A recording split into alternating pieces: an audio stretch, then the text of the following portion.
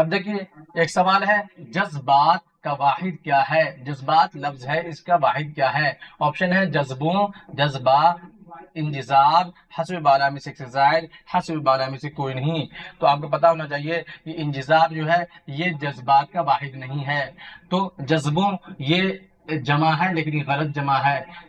جذبہ یہ صحیح ہے، جذبہ جو ہے یہ جذبات کا واحد ہے۔ تو جذبہ کی جمع جذبات، جذبہ کی جمع جذبات، یاد رکھیے گا جذبات، جذبہ کی جمع جذبات، جذبہ کی جمع جذبوں یہ نہیں ہوگی، ہے نا، یہ غلط ہے۔